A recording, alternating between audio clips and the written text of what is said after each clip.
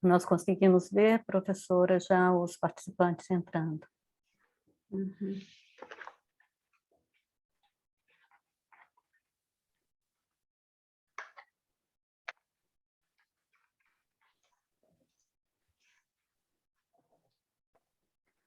Boa tarde a todos que estão ingressando agora no nosso webinar. Como de costume, vamos aguardar só mais uns minutinhos até todos terminarem de entrar.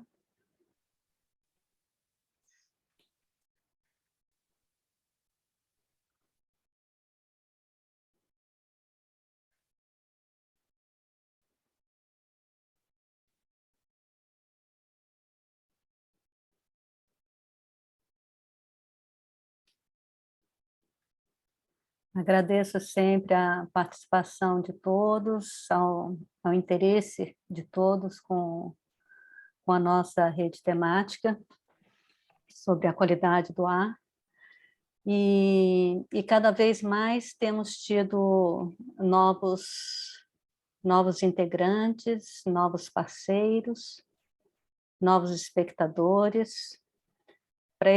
Para esse webinar, especificamente, temos muitos estudantes, isso é sempre muito bom também.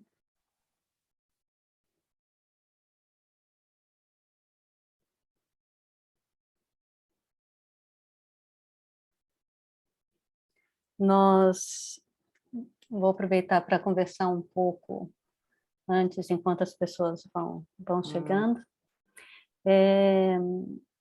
A rede temática sobre a qualidade do ar interior em museus, bibliotecas e arquivos, nós estamos concluindo agora com o webinar da professora Paula, nós estamos concluindo o primeiro bloco, que tivemos sete webinars.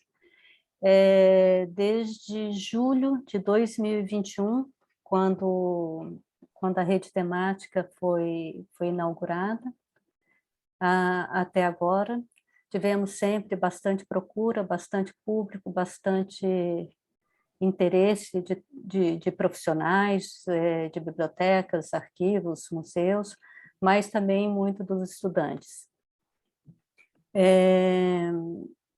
Planejamos agora fazer um segundo bloco. No mês de março não teremos nada, mas no início de abril começaremos já com um estudo, a apresentação de um estudo de caso com a Jandira Fleshing, da Biblioteca Nacional. Então, ela vai apresentar uma experiência que eles tiveram com a medição de poluentes dentro da Biblioteca Nacional. Eu acho interessante essa partilha, também convido a quem queira também apresentar algum caso de estudo, que entre em contato comigo, nós estamos sempre abertos, eu acho que é sempre interessante partilhar experiências. E então nós teremos, no dia 8 de abril, teremos a Jandira Fleshing e o Renato Freitas, com um estudo de caso da Fundação Biblioteca Nacional. Depois, ainda em abril, no final de abril, nós teremos a apresentação da doutora Marta Gabriel, do INEGE, que vai apresentar sobre a medição de partículas. Então, a especialidade dela é exatamente as partículas. Eu acho que vai ser super interessante, mas relacionando as partículas também com os danos à saúde. E em maio teremos a doutora Joana Madureira, que ela é investigadora de pós-doutoramento no Instituto de Saúde Pública da Universidade do Porto, que vai apresentar sobre métodos de amostragem. Em junho, teremos a doutora Maria João Melo, da Universidade Nova de Lisboa, e que vai nos apresentar o projeto Nemosine, que foi um projeto que ela trabalhou também. E pretendemos ainda algumas confirmações, mas pretendemos ter ainda alguma apresentação na área de fungos no meio ambiente, que eu acho que falta um pouco para a nossa rede temática, ter a parte também da biologia. Bom, eu vou apresentar para vocês, eu acho que agora já estamos com todos aqui. Vamos apresentar a doutora Paula Menino Homem.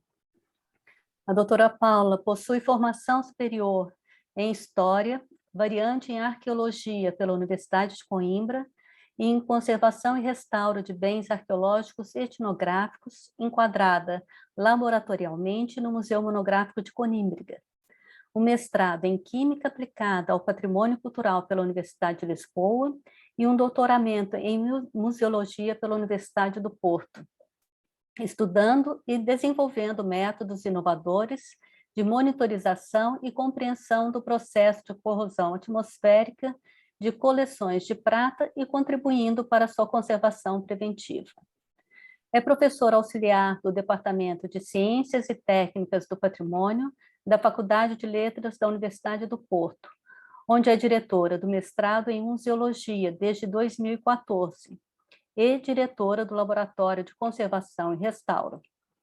Para além do desenvolvimento de competências e formação de profissionais de museus, ensina metodologias de investigação, tecnologias de materiais e processos de alteração, riscos e vulnerabilidades em museus, gestão de riscos e conservação preventiva, e preservação e gestão do patrimônio cultural. Além de coorientar estudantes de diferentes ciclos de estudos, alguns deles no âmbito do Programa de Bolsas de Mobilidade Erasmus, publicando e participando ativamente com funções diversas, em múltiplos encontros e edições científicas. Os seus interesses gerais de investigação incluem o domínio da gestão de risco, conservação preventiva, proteção integrada e sustentável do patrimônio cultural e sua educação e comunicação multifacetada e multissuportada, especialmente em contexto de museu e naqueles com políticas de inclusão das comunidades. Foi delegada de Portugal e representante nacional do Ministério da Ciência, Tecnologia e Ensino Superior na Comissão de Gestão da Ação COUS D42. Tem participado em alguns projetos europeus e internacionais. É membro do Grupo de Trabalho para a Conservação Preventiva e do Grupo de Trabalho para os Metais do Conselho Internacional de Museus, o Comitê de Conservação do ICOM. É também membro do International Blue Shield Expert Group.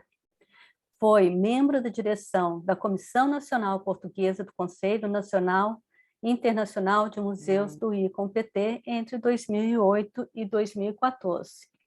E entre várias outras coisas que eu ainda resumi bastante o currículo aqui da professora. Professora, deixo com você a palavra. Agradeço muito por ter aceitado o nosso convite. Eu é que agradeço, Karen. Desde já queria dar os parabéns pelo projeto, pela constituição da rede, que de facto é muito importante agregar os profissionais e os que ainda não são profissionais, mas que se interessam pelo tema, e que efetivamente é um processo que se vai constituindo e construindo, em que cada um vai dando o seu contributo mais ou menos aprofundado, mas na medida do possível que as nossas vidas vão deixando, não é? É lógico. Isso. E portanto, parabéns e obrigada pelo convite. Tenho muito gosto em estar aqui a partilhar convosco algumas das minhas coisas. Ótimo, muito obrigada, professora.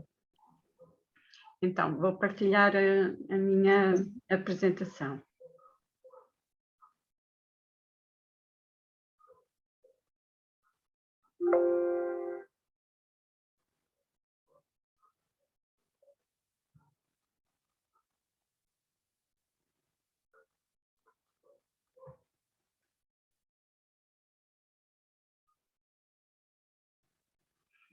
Estão a ver com... Estão a ver? Estamos sim, professora. Pronto. Então, a sugestão que eu tinha de título para a doutora Karen foi ligeiramente alterado e eu corrigi o título, mantive o subtítulo, mas corrigi o título. Peço desculpa, mas quando podemos melhorar, acho que devemos fazer, e estava a precisar de melhorar.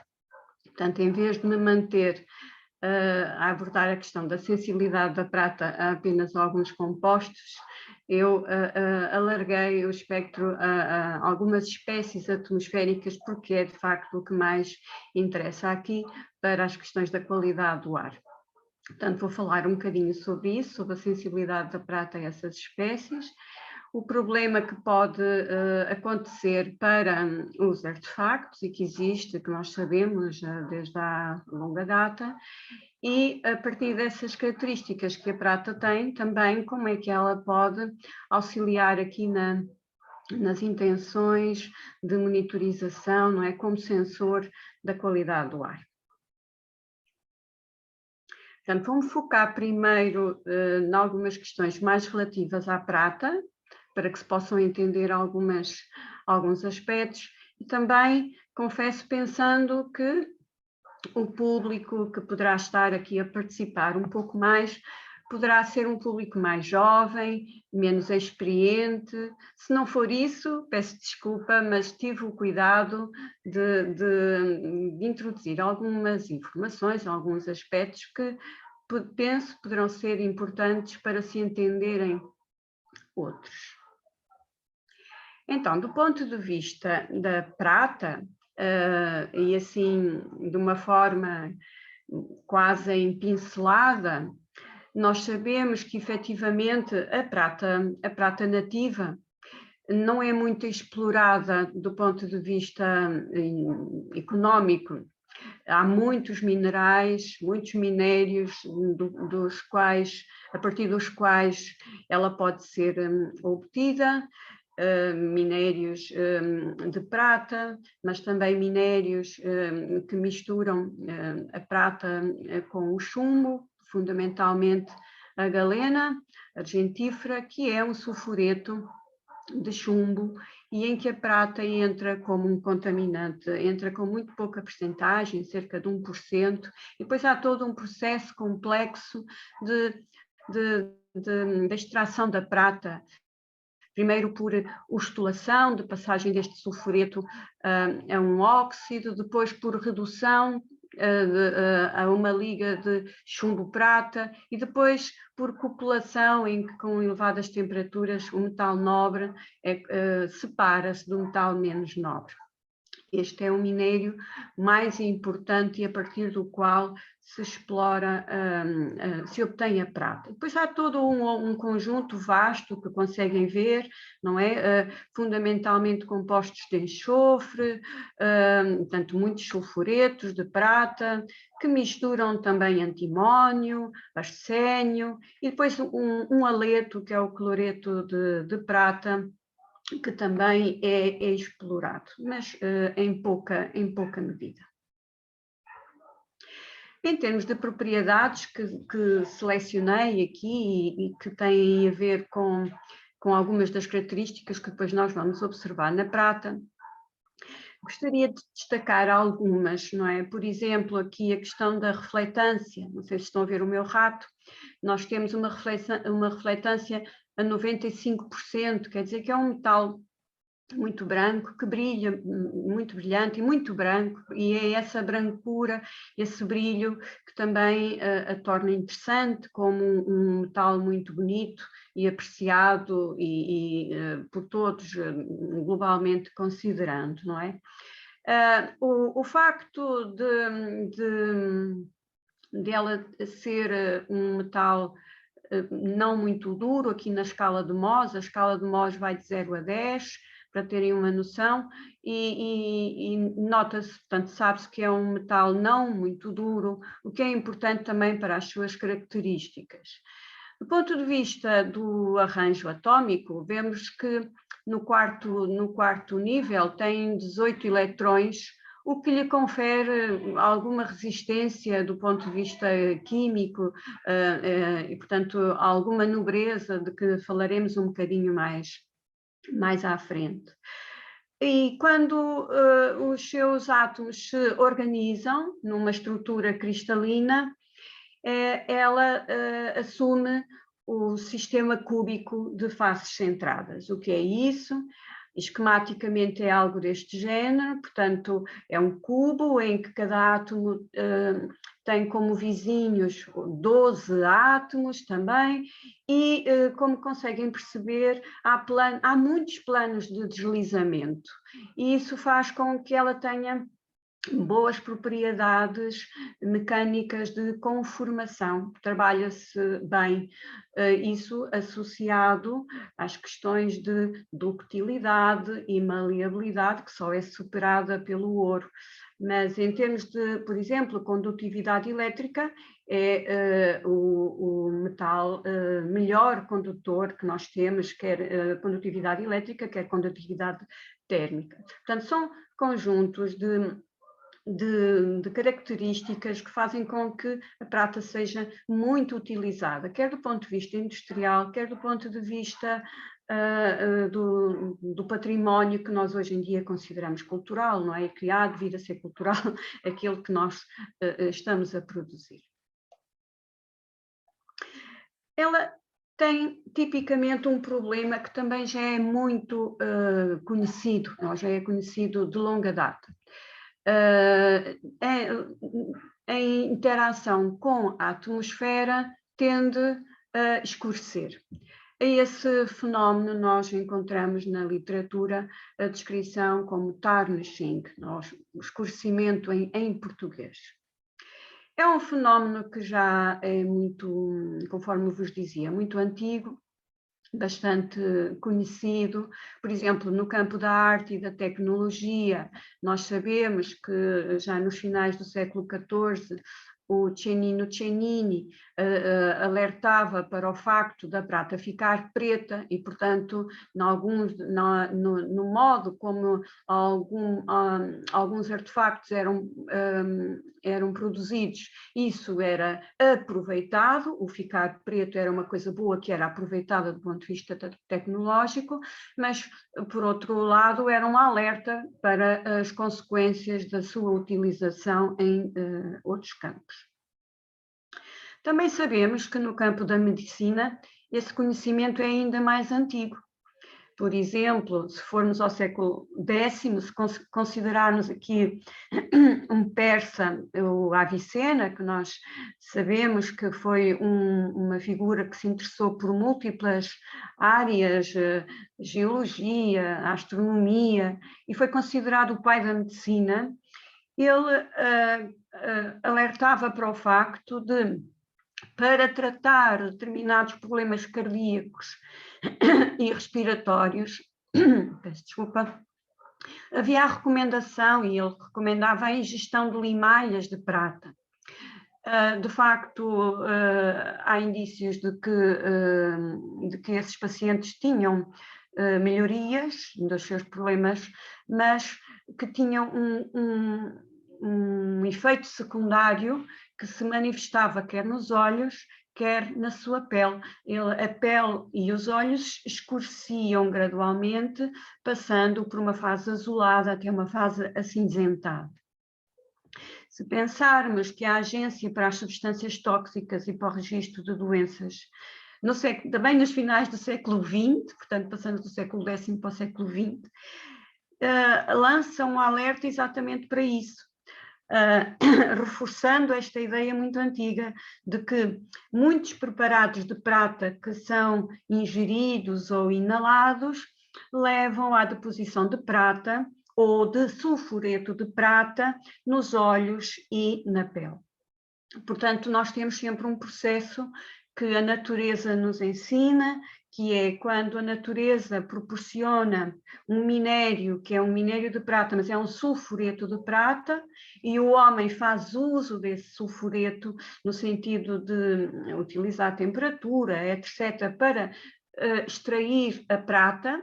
Esse estado metálico da prata não é um estado estável da matéria, e a prata, ao interagir com o ambiente, tende a regressar ao seu estado estável da matéria, que tipicamente, como vimos nos primeiros slides, tem a ver com os minérios de onde foi obtida. Portanto, esta questão do sulfureto e da sua grande afinidade com compostos de enxofre, que já veremos um pouco mais à frente, é algo que é conhecido. Portanto, a agência chama a atenção e alerta para este efeito secundário e diz que este processo é algo que vai evoluindo, que pode passar por diferentes colorações, desde uma coloração mais amarela, acastanhada, a azul, azul muito escuro, até cinza, e que isso depende da dose da exposição. Portanto, já temos aqui um indício de quanto mais se ingere essa quantidade de prata, portanto a dose ao longo do tempo, mais probabilidade existe de termos estes efeitos secundários. Portanto, aquilo que no século X o Avicena já falava e que seria um dos primeiros indícios de uma doença conhecida por argiria, de que este senhor Paul Carenson foi, de facto, a figura que melhor demonstrou esse efeito. Ele faleceu há pouco tempo, tinha uma doença de pele e utilizava prata coloidal para esfregar na cara e ingeria compostos de prata para tratar desse problema. E o que se verificou é que ao longo do tempo o seu cabelo foi alterando e a pele foi ficando azulada. Um tom muito acentuado de azul, tinha até, foi chamado de estrunfo ou de Smurf, não é? O Homem Azul foi um caso muito conhecido, certamente não será novidade para vós, mas chamo a atenção aqui porque há mecanismos que nós vemos em determinados campos que depois são úteis para nós interpretarmos fenómenos que acontecem noutros campos. Por exemplo, portanto, este senhor, com a continuação da ingestão e da aplicação na pele de prata, foi tendo um escurecimento acentuado da sua pele, até que ficou com um tom muito cinzento, quase de tom grafite, portanto, muito escuro. Também é evidente que os estudos do ponto de vista da saúde, que nos interessam, também indicam que não terá sido só o efeito da prata, mas um efeito em sinergia com a sua exposição à luz natural e nessa luz, no espectro grande, não é, que a luz natural tem, fundamentalmente aos limites da radiação ultravioleta. Portanto, haverá uma sinergia que conduzirá mais acentuadamente a este fenómeno. Ora, nós vemos isso também acontecer no património cultural. E nós, quando olhamos para objetos em prata, temos que ter uma noção de que, na prática, é muito difícil termos objetos ou artefactos apenas em prata pura, não é? Normalmente, a prata, até para exercício de determinadas funções, ela é adicionada de outros elementos, formando ligas, de que já vamos falar daqui a pouco. Mas quando olhamos para determinados objetos, vemos que eles demonstram colorações diferentes, aspectos diferentes. Este é um caso que estudei, que partilho convosco, que tem a ver com a Capela do Santíssimo Sacramento, na Catedral do Porto. Ela é em prata, em várias ligas de prata, mas que nós conseguimos ver, por exemplo, aqui no primeiro pormenor, que é o da banqueta, que está a um nível muito baixo e que ao nível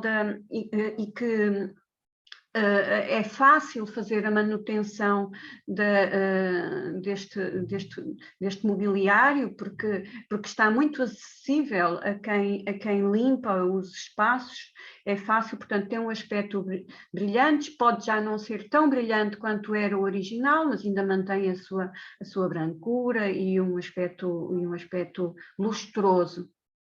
No segundo exemplo, é um detalhe de um aspecto mais acima nesse altar em prata, e vemos uma coloração amarelada, acastanhada, reflexos vermelhos, azuis, verdes, e inclusive vemos aqui nesta zona da perna uma superfície que está subjacente e que é muito brilhante, e que é prata brilhante, quer dizer que ainda é passível de ser removida. Portanto, ali foi a passagem de um dedo com luva, mas a luva conseguiu limpar aquela película que se estava a formar sobre a superfície da prata e que interferia na nossa percepção, em que nós a perspectivamos, não é? Percepcionamos-la amarela, acastanhada, ou com aqueles tons irisados, não é? Com vários tons do arco-íris.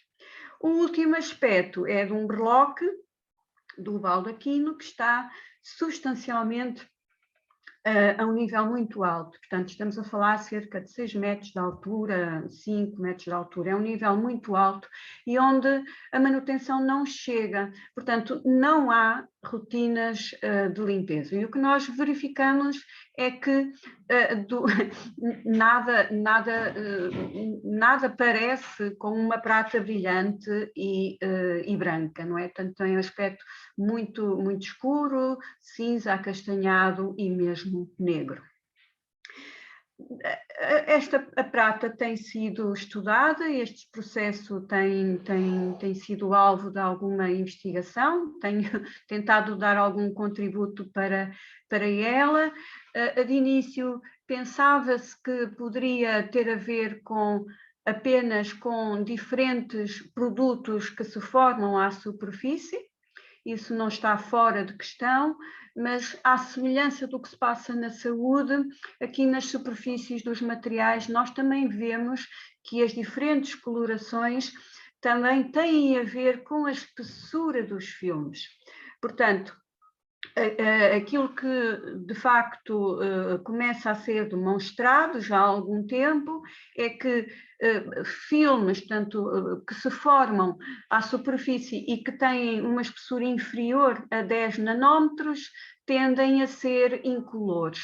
Portanto, é muito o exemplo da banqueta, não é? Deste detalhe que partilho convosco. Películas ou filmes um bocadinho mais espessos, entre 10 e 100 nanómetros, podem variar e podemos ter cores como entre o amarelo, o mais avermelhado, o verde, o azul, quer dizer que são um bocadinho mais espessas. Isso tem a ver com a incidência da luz e diferentes fases em que a luz, ao trespassar aquele filme, difrata e nós percepcionamos diferentes comprimentos de onda, tal qual como quando fazemos incidir um feixe de luz, não é? Portanto, estamos a falar do espectro visível num prisma, ela decompõe-se em diferentes comprimentos de onda que nós percepcionamos visualmente. Quando a espessura dos filmes é mais espessa, portanto acima dos 100 nanómetros, então temos uma coloração mais negra. Ora, ao longo dos anos, o homem tem tentado ultrapassar estes problemas, ajustando as ligas de prata, quer às funções, que os objetos têm que desenvolver, porque vemos que, em alguns casos, a prata tem que ser adicionada de algo que lhe dê um bocadinho mais de dureza, porque ela não tem uma grande dureza, não é? Recordam-se que tem uma dureza entre 3,5, cerca de 3,5, numa escala até 10.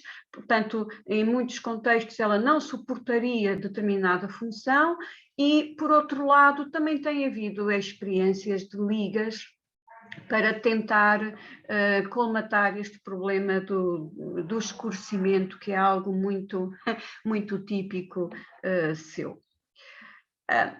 Em termos de ligas, e se formos recordando aqui a tabela, podemos ter uma noção de que a prata promove ligação com vários elementos, mas de forma diferente.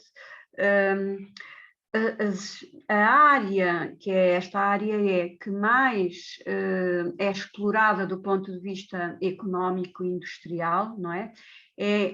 Está muito limitada entre os períodos 3 e 6 da tabela e os grupos 10 a 14.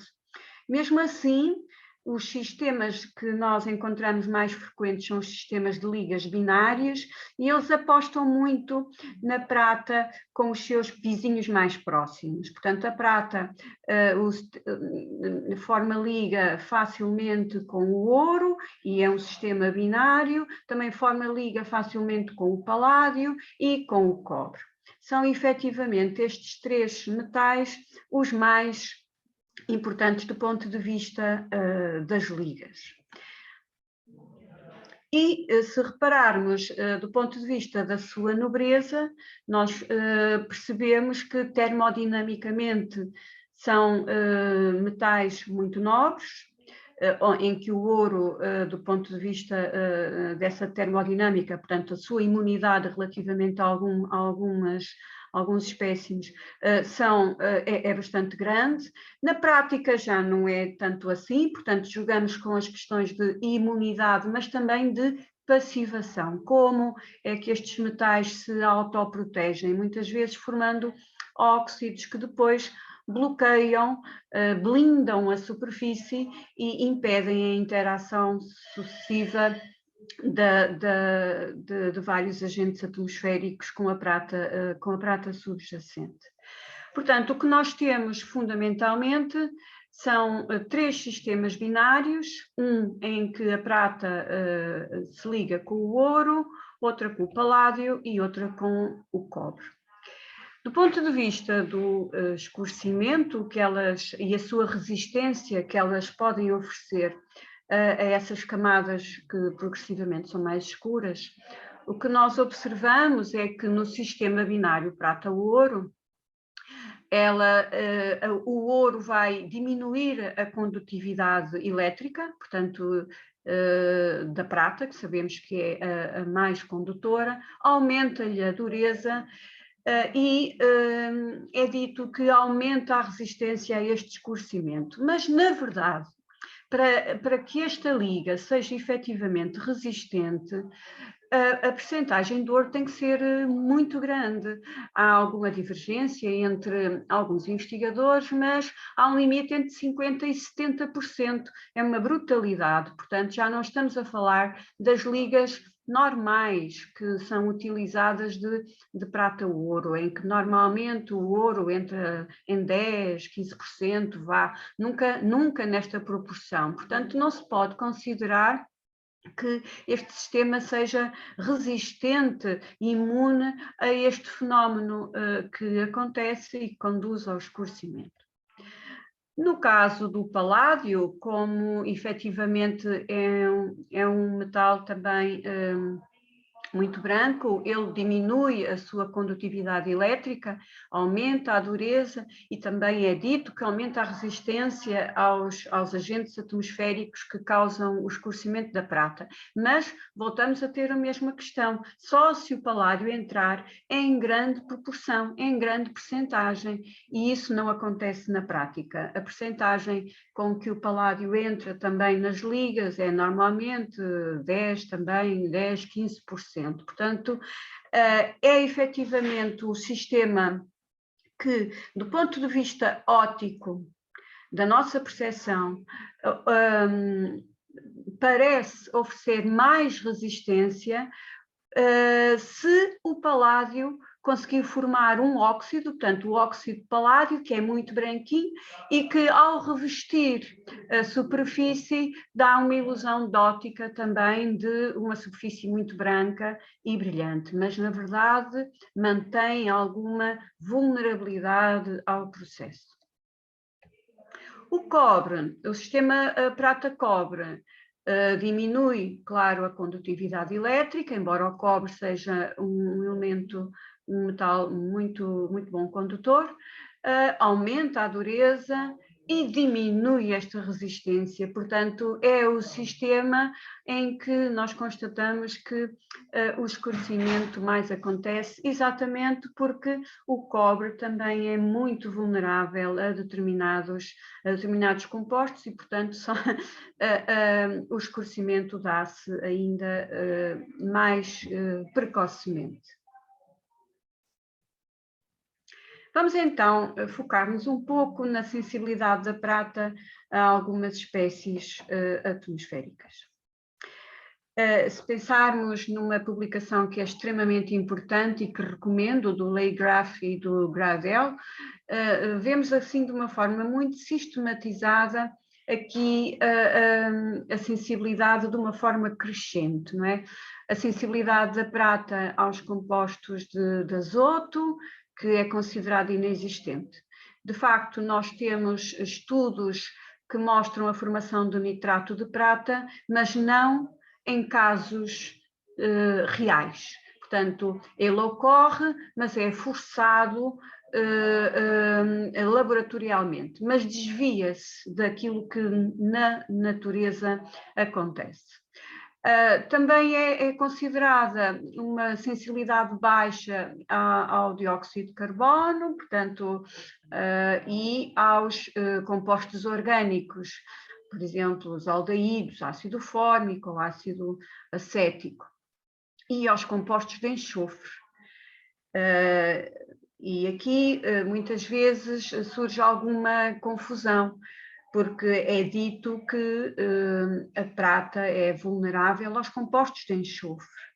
Ora, na verdade, prova-se que os compostos de enxofre oxidados, as formas oxidadas do enxofre, não suscitam grandes problemas para a prata. Portanto, ela consegue resistir. Não é fácil encontrar sulfato de prata também na realidade, nos vários trabalhos que foram feitos na superfície da prata, não se encontra este sulfato, só mesmo laboratorialmente é que isso acontece. Portanto, ensaios de simulação, mas com ambientes tão agressivos que conseguem chegar a essa formação, mas que também, tal como os outros, se desviam da realidade.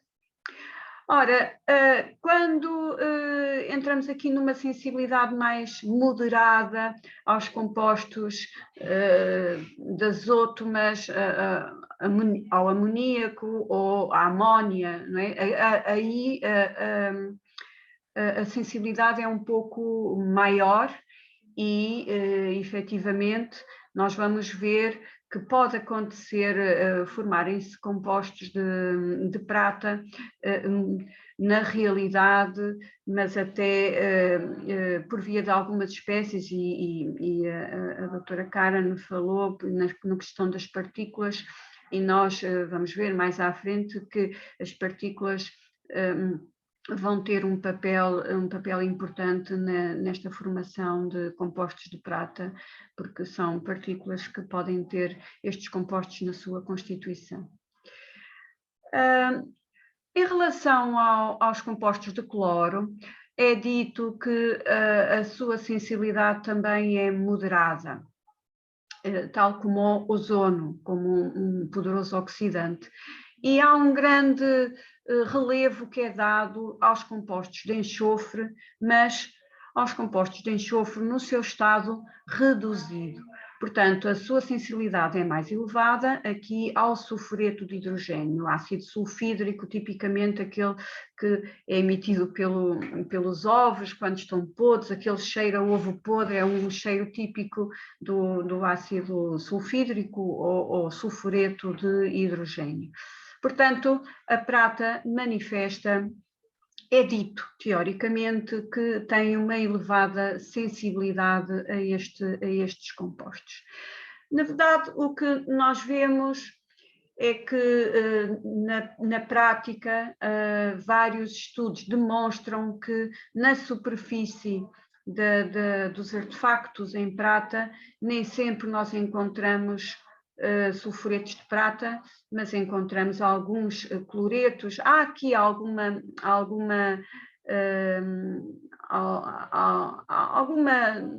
complexidade, alguma até dúvida, portanto, e é interessante desenvolver alguma investigação nesse sentido para que se possa apurar efetivamente um pouco melhor estas sensibilidades.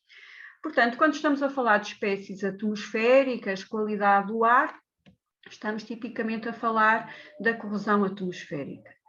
Os mesmos autores, claro que têm um trabalho muito aprofundado nesta área, não só na questão da prata, mas na questão de muitos outros metais, e lembram muito, de uma forma muito acutilante, e que esta corrosão não pode ser dissociada da água e das camadas de água que se formam à superfície, não é? Portanto, se os estudantes que nos estão a ouvir, mesmo de conservação ou de museologia ou de outras áreas ligadas à gestão do património, portanto, há uma percepção, uma informação que é mais generalizada e que se sabe que os metais em condições de umidades relativas elevadas tendem a entrar em corrosão, obviamente de forma diferenciada em função da sua nobreza termodinâmica ou nobreza prática.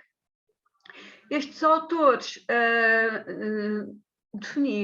estruturaram um modelo muito interessante que prevê 6 regimes que são completamente distintos entre si, mas em que entre eles pode haver interação e reações que interessam entender para compreender estes fenómenos. Portanto, o modelo chama-se GILDS e tem a ver com os regimes em causa. Portanto, o regime gasoso, o regime de interface entre o metal e a componente gasosa, o regime mais líquido, onde há uma formação de camadas de água na superfície, um regime de deposição em que algumas espécies se conseguem depositar nessa superfície, um regime eletródico, portanto, onde essas camadas,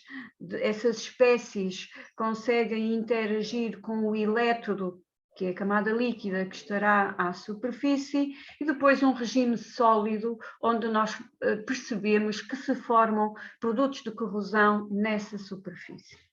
Portanto, estes regimes não acontecem todos ao mesmo tempo, portanto, há várias fases, estádios ou estadios, conforme queiram dizer, mas são distintos, e é talvez por isso que nós, quando olhamos para determinados artefactos, vemos, e neste caso interessa com especial interesse pela prata, vemos diferentes aspectos. Então, há uma fase mais inicial, um estádio mais inicial, em que ocorre quase em segundos, quando a superfície da prata se liga com o íon hidroxilo, há uma hidroxilação da prata e há absorção de água. Isto é rapidamente, acontece quase, portanto, acontece muito mais rapidamente logo que a prata entra em contacto com a atmosfera. Depois há uma fase mais intermédia. Eu vou pedir desculpa, vou interromper, vou fechar aqui uma porta, só um bocadinho.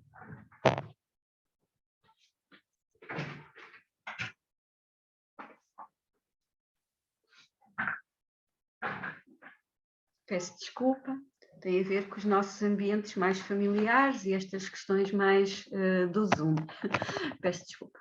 Pronto, então eu estava a dizer que há uma fase fases mais intermédias, onde acontecem fenómenos que interessam muito para perceber algumas evidências e, tipicamente, quais são esses fenómenos mais intermédios? As tais deposições de compostos gasosos ou de partículas, as alterações que ocorrem na camada aquosa, na sua química, porque com a deposição dessas espécies, a dissolução do metal, que depois vai ter íons livres que vão emparelhar e vão formar componentes que depois podem ser mais ou menos sensíveis à luz. No caso da prata é um aspecto que é muito importante, não é à toa que os sais de prata são utilizados na fotografia, não é? Exatamente por causa dessa sua fotossensibilidade. E depois há a nucleação de alguns produtos de corrosão, portanto eles começam a formar-se. As fases mais finais acontecem com a coalescência desses produtos e depois com o seu crescimento, que acontece depois anos de exposição. Quer dizer que, do ponto de vista da prevenção de algum dano, nós temos interesse em que não aconteçam estes estádios mais finais, não é? Temos interesse em agir nas fases mais iniciais ou nas fases mais intermédias.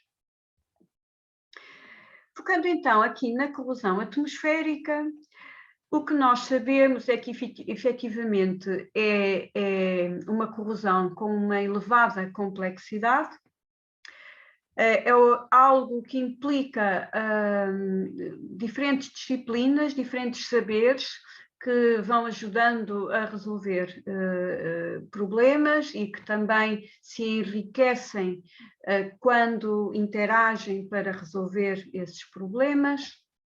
E muitas vezes esta corrosão é de muito difícil interpretação, não conseguimos fazê-la de uma forma fácil. Ora, isto causa-nos, por vezes, algumas dores de cabeça, não é? Como é que, muito especialmente com poucos meios, nós conseguimos interpretar, conseguimos impedir que aconteça, ou quando acontece, como é que podemos minimizar alguns dos seus problemas. A própria prata, pelas suas características, pode nos ajudar a fazer um caminho, pode nos ajudar a chegar a algumas conclusões. Por exemplo, nós temos certeza que ao longo destes webinars já foram falando disto, portanto não vou aprofundar talvez muito, mas também se entenderem que é necessário podemos fazê-lo mais tarde. Nós vemos a utilização da prata, não só a prata, também em outros metais, por exemplo o cobre, com que ela entra em liga, a ser utilizada como sensores ambientais.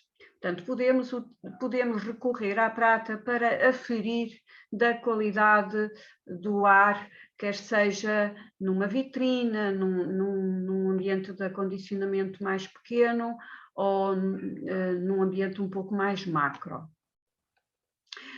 Quando estas tiras de metal, neste caso interessa-nos focar na prata, mas também é em simultâneo utilizado o cobre e o chumbo para efeitos de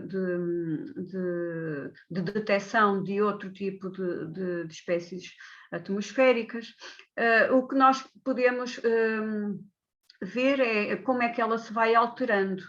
Como é que nós podemos monitorizar essa alteração? Através de processos eletroquímicos.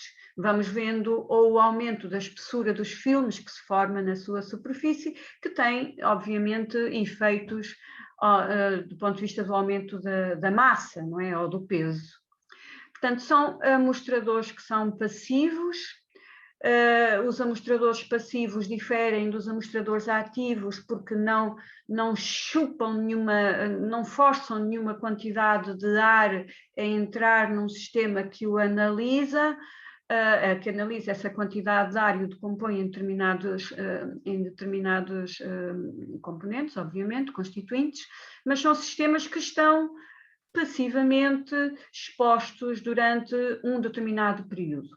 Por norma, estes cupões estão expostos num ambiente que interesse ser estudado durante um período entre 30 a 90 dias. E depois estas tiras são enviadas para análise, para podermos saber da espessura do filme. Estes cupões foram desenvolvidos por uma empresa designada Purafil, que com certeza conhecem, mas se não conhecem, depois desafio a que explorem um pouco mais através do site. É uma empresa que trabalha vários recursos para a monitorização da qualidade do ar, com interesses na limpeza, não é? Na boa qualidade do ar. Os resultados são comparados então com uma escala. A escala é uma escala produzida pela Sociedade Internacional de Automação, é uma entidade americana que produziu um padrão e que, em função da espessura que se forma na superfície do metal, nós podemos ver qual é a qualidade do ar e o seu nível de severidade para aquele metal. Portanto, se houver uma espessura inferior a 20 nanómetros, é um ambiente que terá uma qualidade do ar boa, aceitável, e não obstante pode haver processos de corrosão, embora eles venham a ser muito graduais, muito suaves. Ao contrário, ou por extremo, não é? Oposto, uma camada que seja superior a 200 nanómetros indica claramente que aquele ambiente tem uma má qualidade do ar e que rapidamente vai provocar a corrosão dos metais. Ora, este tipo de sensor é muito interessante, tem a vantagem de estar ligado a padrões, portanto, independentemente do sítio onde se use, a qualidade dos seus resultados é uma qualidade padronizada, aferida, muito trabalhada e fiável. Portanto, a grande vantagem deste tipo de sensor, é que nos dá taxas de reatividade cumulativas. Nós também podemos ir vendo, não é, ao longo dos meses como é que acontece, não é? Portanto, por mês, se essa camada vai aumentando e se nos vai dando essa taxa de reatividade a um determinado tipo de poluente gasoso, não é? A um determinado nível.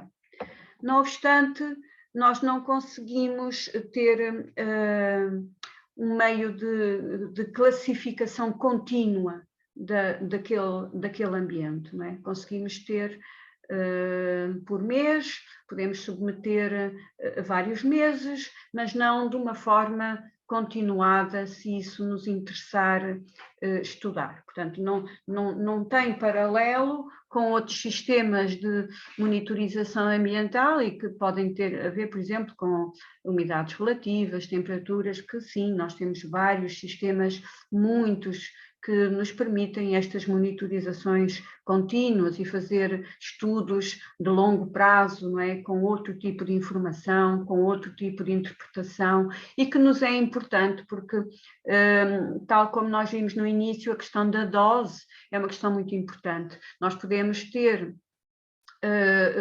uma qualidade do ar aceitável, mas ainda assim haver espécimes nessa atmosfera que, se os artefactos metálicos estiverem expostos durante muito tempo, sem qualquer tipo de ação, de manutenção, pode haver um efeito severo. Portanto, esta é a norma, o padrão para as condições ambientais, para os processos de medição, né, e o próprio controlo dos sistemas no que diz respeito aos contaminantes aéreos. Não é? Portanto, é algo que é importante ter presente. Vai havendo sempre atualizações e também é importante ir acompanhando essas atualizações. A Purafil também desenvolveu outro tipo de cupão. Portanto, um cupão que nós podemos, já não está dentro daquela estrutura em acrílico suspenso, mas que está num suporte mais móvel, que até pode ser suspenso em determinada estrutura, em que nós anotamos datas da exposição, fazemos as nossas observações e podemos observar os efeitos nos metais, não é? E neste caso observamos aqui o escurecimento da prata que nos interessa considerar. Ela também é depois analisada, a lâmina metálica ou o cupão metálico é analisado pelos mesmos métodos e também nos recorremos ao padrão do Instituto Internacional de Automação, ou melhor, da Sociedade Internacional de Automação. Ora, nós nem sempre temos recursos para determinados estudos, mas às vezes podemos, adotando princípios que conhecemos, ajustar e ainda assim ter alguma informação útil. Portanto, nós podemos, por exemplo, utilizar cupões que são avulsos, não é? Certamente já viram esta imagem, é uma imagem da Virgínia Gomes, perdão, a Virgínia Gomes está a pensar em mim, da Virgínia Costa, onde nós vemos um pequeno suporte em espuma de polietileno com chapinhas de prata ou prata com cobre para aferir a qualidade do ar, para nos ajudar a perceber se aquela atmosfera, aquele microambiente vai ser ou não de dano para aquilo que nós queremos expor naquele contexto. Portanto, nós podemos usá-la de uma forma preventiva, colocando, antes de colocar os artefactos, para antever o que pode vir a acontecer nos artefactos, ou podemos colocar estes sistemas para tentar perceber o que se passa nos artefactos que já lá estão expostos.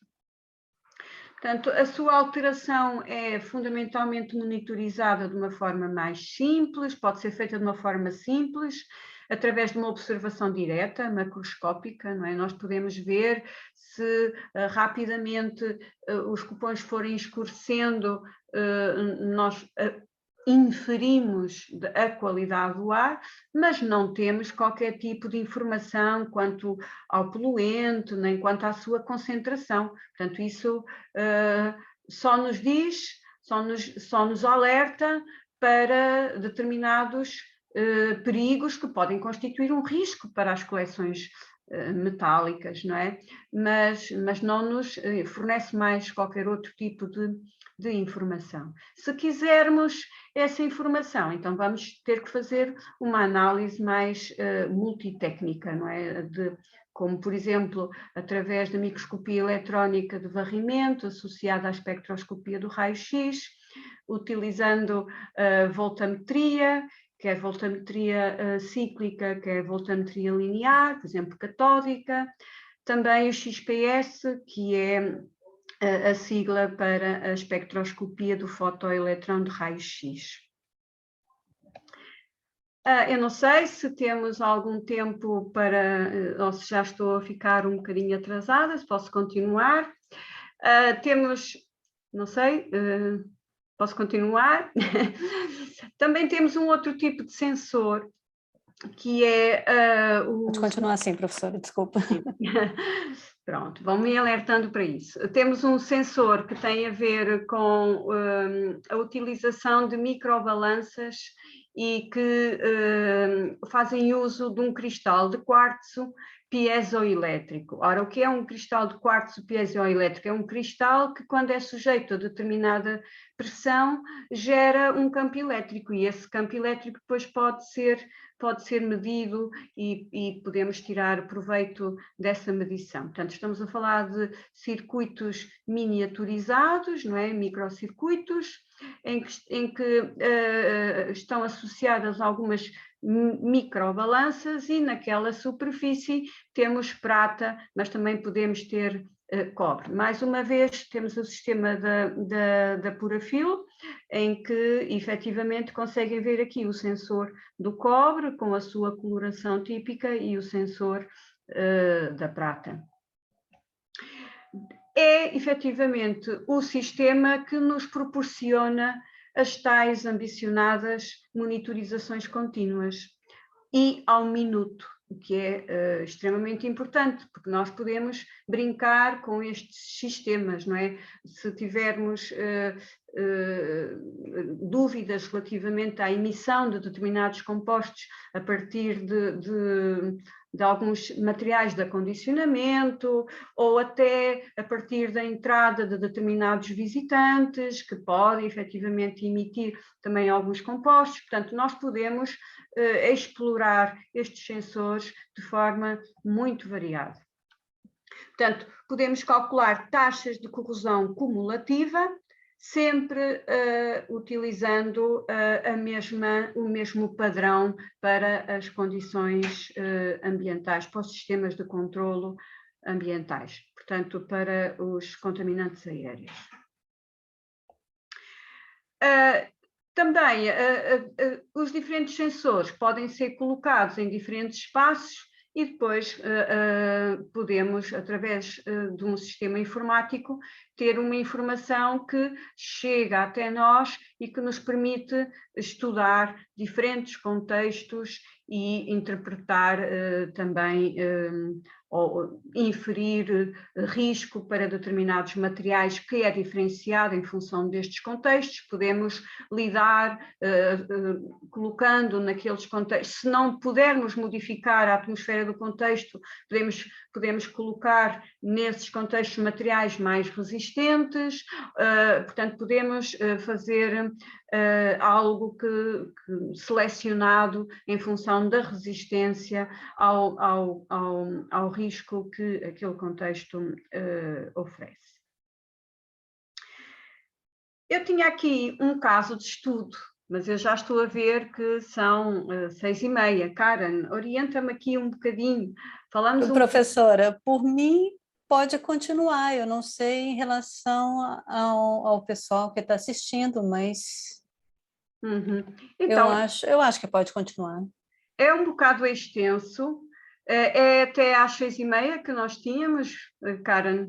Era normalmente até 6h30, mas tem mais um tempinho. Não, o pessoal quer ouvir, eu acho que pode falar.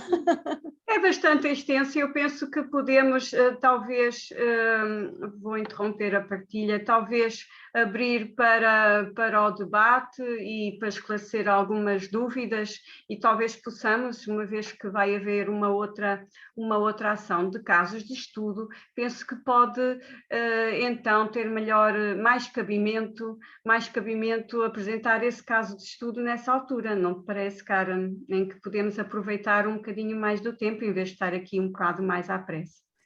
Como a professora preferir. Por mim, podemos deixar assim, não fica muito extenso, então, e não fica muita informação. Fica a promessa de apresentar o meu caso de estudo, sim, que tem a ver exatamente com diferentes técnicas analíticas, utilizando sensores em prata, pura e prata, liga de prata, a prata chamada prata portuguesa, a prata estrelina, a prata 925. Uhum. E como é que conseguimos utilizar esses sensores mimetizando aquilo que pode acontecer nas superfícies dos artefactos em prata. Portanto, estou a dispor para alguma questão que queiram colocar, com essa promessa de vos apresentar isso com mais tempo. Ótimo. Muito obrigada, professora. Bom, enquanto as pessoas vão pensando em perguntas, em dúvidas, eu acho que eu também queria conversar sobre algumas dúvidas até, e algumas dúvidas minhas. Sobre os sensores, por exemplo, da Purafil, aqueles sensores que são colocados em prata e em cobre. Durante o tempo que eu trabalhei no MASP, a gente trabalhou muito com esses sensores, com a Purafil. Eles sempre faziam as análises, no início eram até análises anuais que eram feitas, e a prata e o cobre desses sensores, na verdade, é uma fina camada, né? É uma camada muito, é como se fosse uma pincelada. Uhum.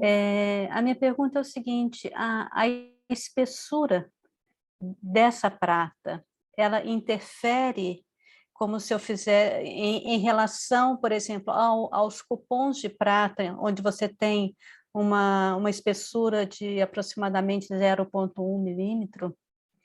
Existe uma diferença na corrosão, na leitura, comparado essa camada mais fina de uma camada um pouco mais espessa? Eu não considero que exista, portanto, penso que os cupons que nós utilizamos e que são mais utilizados de uma forma avulsa, não é? Nós conseguimos sempre reciclá-los porque aquilo que acontece em termos de corrosão é mesmo numa camada muito delgada, portanto, os cupons da Purafil, nessa camada delgada de prata, conseguem facultar resultados de elevada qualidade relativamente à severidade ou à qualidade do ar que estamos a estudar. No caso dos cupons mais avulsos, como nós os conseguimos reciclar, lixando, polindo, nós vamos sempre tendo novos sensores, não é? É evidente que temos que os limpar, mas podemos sempre reutilizá-los. Mas do ponto de vista do que acontece na superfície, não tenho evidências de que haja dados diferentes, a não ser quando, ao preparar os cupões com lixa, a abrasão que é feita, os riscos, portanto, ao fazerem com que a superfície não seja perfeitamente lisinha e tenha atrito, possa levar à deposição, e aqui temos a questão das partículas de sulfato de amónio, em que nessas reentrâncias nós podemos ter uma corrosão um pouco mais, não por parte dos compostos gasosos, mas mais pela deposição das partículas que podem interagir, não é? E ficar nessas reentrâncias, nesses atritos, não é? E isso é uma coisa interessante, porque a Virgínia Costa, ela sempre defendeu que as plaquinhas, elas deveriam ser colocadas na diagonal, exatamente por conta também, né, dessa exatamente. Portanto, sobreposição. No caso que vos vou apresentar, tem exatamente esse sistema. Portanto, elas são colocadas em cerca de inclinadas, para que nós possamos ver as duas faces. A face que está virada para cima é aquela que está exposta aos componentes gasosos, mas também à deposição das partículas. A parte que está na sombra da deposição das partículas, já não tem essa interação, portanto já está mais sujeita apenas aos compostos gasosos. Isso é muito interessante de verificar. Portanto, no caso de estudo que vos vou apresentar, exatamente tem a ver com isso. E eu até utilizei uns pequenos slides onde consegui, portanto, eles estavam depositados na superfície, para que eu conseguisse identificar o tipo de partícula que se deposita como partícula. Portanto, a identificação das partículas e depois conseguir fazer uma relação com a interação que elas possam vir a ter quando estão depositadas sobre a superfície da prata, não é?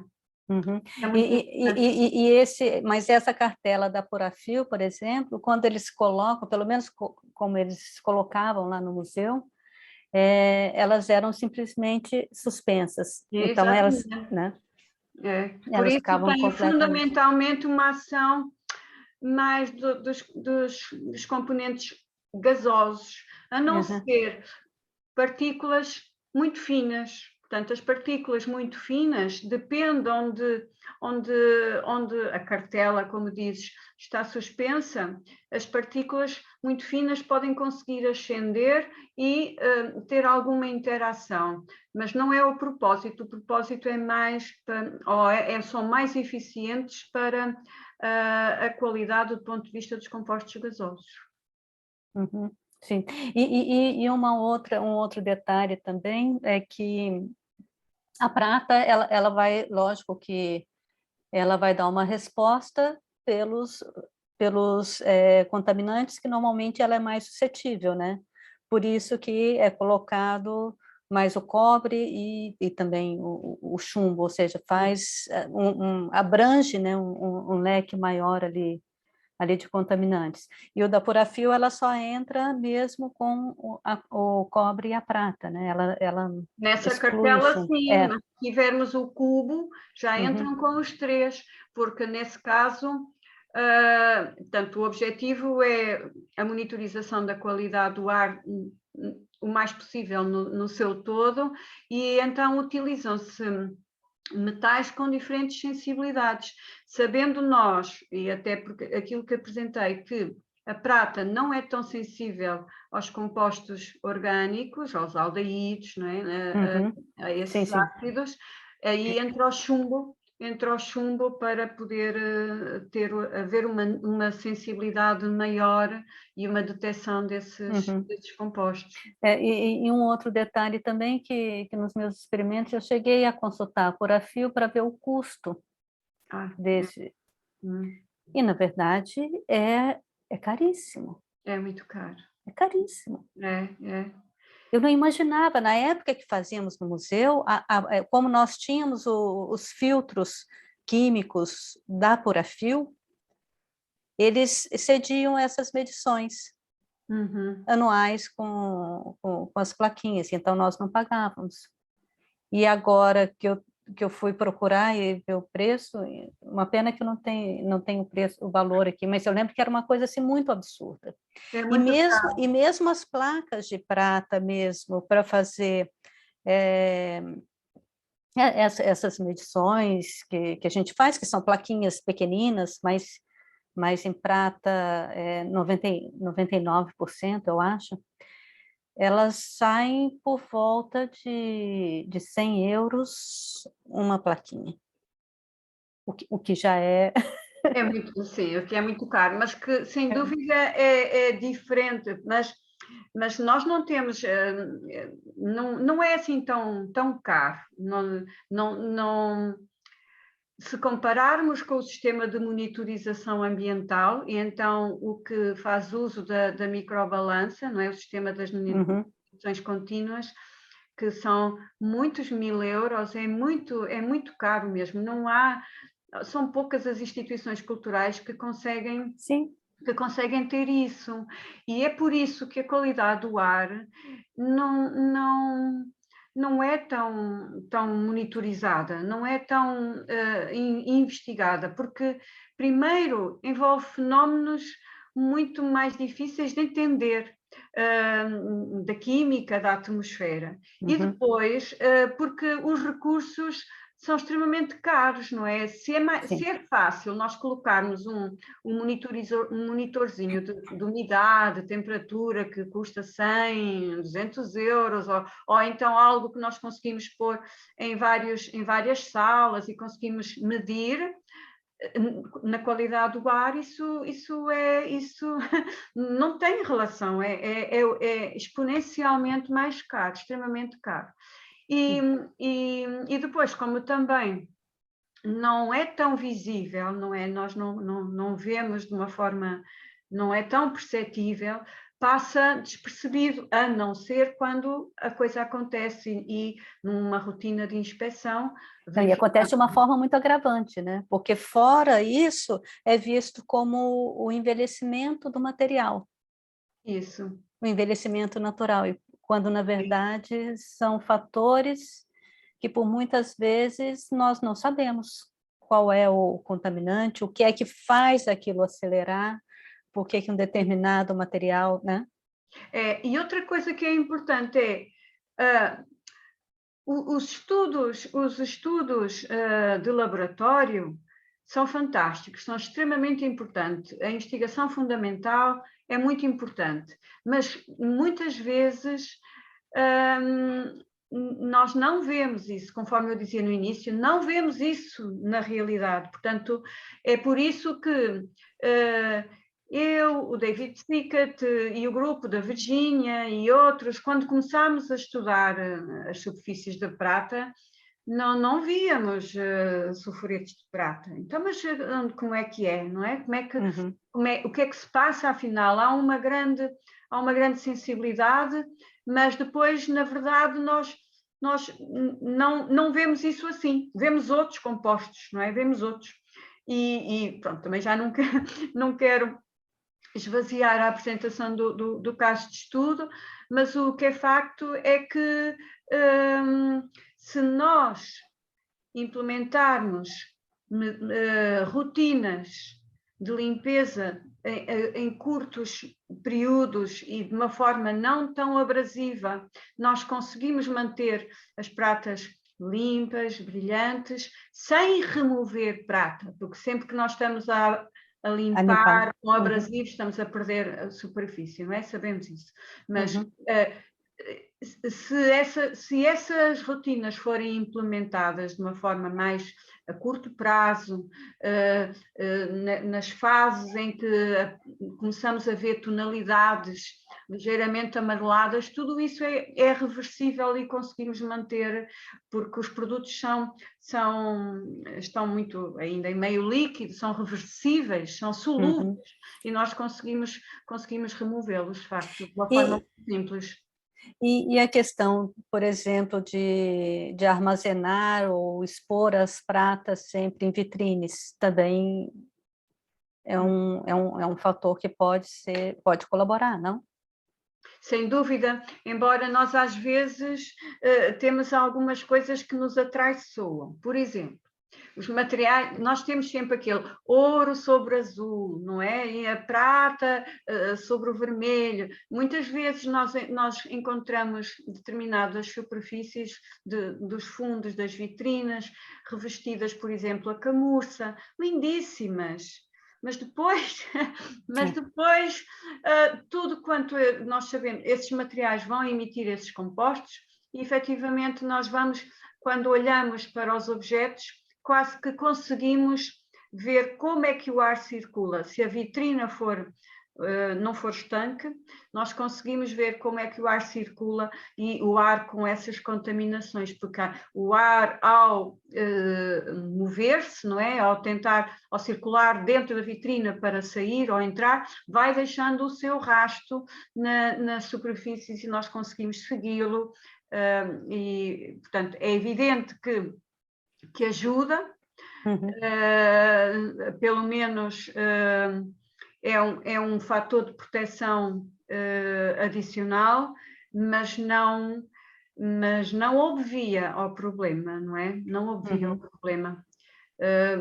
Há quem recorra a revestimentos, mas também a Virgínia também já falou disso, creio que muitas vezes os revestimentos são bons, podem atenuar as questões da manutenção e da perda de material, mas se não forem bem aplicados, podem agudizar o problema, porque ele, em vez de se formar de uma forma homogénea, disseminada na superfície, agudiza-se, aprofunda nas zonas onde o revestimento não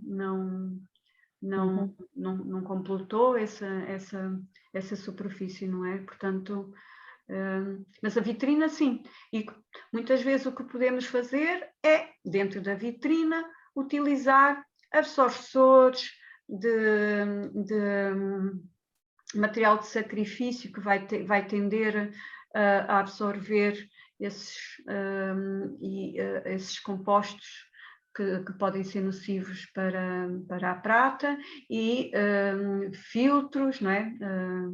Sistemas de carvão ativado, sistemas até de revestimento de tecidos que têm prata incorporada e que nós sabemos que essa prata vai reagir muito mais rapidamente e vai se sacrificar em benefício, não é, em proteção do objeto, do artefacto em si. E a questão desses dissolvedores, como o carvão ativado, como ele funcionaria, por exemplo, dentro de uma vitrine estanque? Ele funcionaria, ele faria bem o papel dele para um objeto de prata que fosse misturado, por exemplo, vamos supor um santo com um manto aveludado ou dentro de uma vitrine.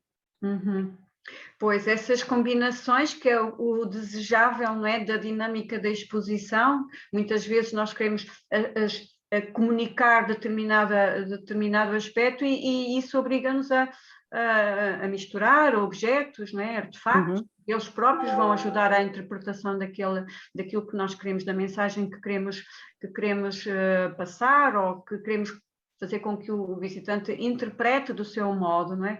E sabemos que esses filtros, esses materiais vão poder absorver de alguma forma. Normalmente os plintos das vitrinas são utilizados, os plintos não são completamente estanques relativamente à parte expositiva, portanto há perfurações laterais ou há sistemas em que o ar circula e que efetivamente esses absorçores vão podendo retirar essas componentes. Não os eliminam, mas diminui a concentração, e isso faz com que efetivamente, do ponto de vista da dose, não é? Haja uma ação mais gradual, muito mais suave, que nos permite agir em tempo útil, fazendo a manutenção, limpando, não é? Portanto, o ambiente não é tão severo, não é tão agressivo, não elimina por completo, mas atenua substancialmente e ajuda, não é? E depois, se a vitrine não for estanque, também temos muitas partículas a entrar, para além dos compostos gasosos. Se a vitrine for estanque, então temos que ter mesmo o cuidado no sentido de os materiais que constituem a vitrine não podem emitir nada, nem os outros artefactos podem emitir, porque será pior a emenda que o soneto, porque se a vitrine for estanque, esses materiais, ao emitirem, não podem ser diluídos para o exterior e vão concentrando, não é? Vão aumentando a sua concentração e vamos tendo uma agressividade maior por parte do ambiente. Sim. E um outro detalhe também, a professora falou a questão da água, da umidade, mas em relação, por exemplo, à temperatura, o que a temperatura implicaria em relação à sinergia dos poluentes com a prata? O parâmetro que mais interfere é fundamentalmente a umidade relativa, não é? Pronto. Mas o que nós sabemos é que há uma relação inversa entre a umidade e a temperatura. Portanto, muitas vezes o que é que acontece? Quando as vitrinas são iluminadas no seu interior e os sistemas de iluminação ainda promovem, por exemplo, um aumento de temperatura, sistemas um pouco mais antigos, não é? Que hoje em dia já tendem a ser alterados, os tipos de iluminação por halogénio, que podem emitir alguma temperatura, podem aumentar a temperatura dos espaços, não é? Sabemos que a umidade relativa vai baixar. Portanto, se a umidade relativa baixar, nós não temos tanto as camadas, não é? Não temos tantas camadas que se formam na superfície dos metais e, portanto, pode ser um fator interessante, não é? Portanto, no caso, os metais não são tão sensíveis à temperatura, mas são muito mais à umidade relativa. Portanto, se tivermos um conjunto de só materiais metálicos e se o ligeiro aumento da temperatura favorecer a diminuição da umidade, podemos considerar isso como um fator de interesse. Sim, porque quanto mais camadas de água se formam, monocamadas que se formam à superfície da prata, tendencialmente mais o processo de fusão acontece. Sim. Muito bom, professora. Eu não sei se as pessoas, se os ouvintes têm alguma pergunta, têm algo para comentar, querem falar. Nós podemos dispor também do microfone, se alguém quiser.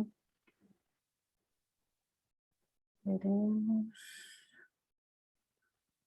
Ninguém? Podemos encerrar a sessão de hoje, então, com a professora? E eu prometo que vos apresento o meu caso de estudo nessa campanha que vou cobrar. A doutora Karen está a organizar, sem dúvida. Acho que é melhor do que fazer de uma forma mais apressada e que vai dar margem para muita discussão. Então, e o próximo bloco eu queria exatamente que as pessoas pusessem mais essa questão dos casos de estudo mesmo, para a gente ver na prática como funciona toda essa teoria, que não é só o que temos no laboratório, né? Sim. Eu posso dizer que, de facto, recorri a métodos complexos de laboratório, mas também tentei utilizar os métodos simples, não é? Como sensores, mas é difícil. Não é difícil mesmo. Bom, então eu vou encerrar por aqui a nossa sessão, prometendo que em abril teremos, então... Tá bem. No início de abril, teremos o início do novo bloco com o caso de estudo da Fundação Biblioteca Nacional. E aí nós tentamos, então, depois marcar uma data com a professora Paula. Combinado. Para expor o teu caso de estudo e que seria o final também da sua apresentação. Agradeço a presença de todos, como sempre, que, afinal de contas, a rede temática, o grande propósito da rede temática é que o conhecimento seja compartilhado entre os grandes especialistas, entre pessoas como a professora Paula, que tem uma enorme experiência na área, uma grande estudiosa na área da prata, na área da conservação, ou como outros cientistas da conservação também, que nos têm trazido um enorme conhecimento. Então, eu acho que o grande propósito da rede temática é esse, e precisamos sempre que as pessoas estejam aí para assistir, para que a gente possa passar mais informação, mas que também tragam as suas dúvidas, que também compartilhem as suas experiências, que possam dinamizar mais durante as apresentações. Eu sei que vocês não têm o microfone, mas nós podemos, quem quiser falar, a gente disponibiliza a voz, podem falar. A princípio, a gente faz sem sem que as pessoas, sem que esteja aberto às pessoas, pela questão dessas novas regras de direitos autorais e etc. e tal, como as nossas sessões são gravadas, então isso dificulta que a gente abra o microfone para todo mundo, porque senão depois a gente tem que pedir autorização para todos, para que possa ser disponibilizado no site da rede temática. Mas, enfim, agradeço a presença de todos e agradeço principalmente a presença da professora Paula, que eu sei que é uma pessoa muito ocupada, que conseguia esse tempinho para estar conosco, é sempre muito difícil. Um gosto, muitos parabéns, tenho pena de não ter conseguido ouvir tudo quanto tens vindo a fazer, estas sessões têm sido excelentes mesmo, excelentes. E tenho mesmo a pena de não conseguir aprender com os outros colegas que tens convidado e que têm feito, certamente, pelos títulos, que eu fico toda contente. Ai, que bom, quem dera poder ouvir, não é? Muito bom, parabéns. Sim, sim, sim. E obrigada por terem participado. De facto, estas sessões, mesmo podendo escrever, não é? Algum comentário, alguma questão, não é? Sempre promove um pouco mais o debate É lógico, não, eu acho que precisa, eu sinto falta de um pouco mais de dinâmica, porque eu sempre falo muito, porque normalmente, quer dizer, eu tenho estudado a respeito, né, então acaba que eu mesma tenho sempre várias dúvidas, mas eu acho que o público também poderia participar um pouco mais, poderia expor as suas dúvidas do dia a dia mesmo, né, na sua área de atuação, e eu acho que sempre enriqueceria muito as nossas sessões de webinários. Professora, muitíssimo obrigada. Bom fim de semana a todos. E aguardamos, então, uma próxima sessão. Ainda não sei quando, mas combinaremos. Prometido, certo. E obrigada a todos os ouvintes, a todos vocês que estão aqui nos ouvindo. Adeus a todos, até uma próxima. Obrigada.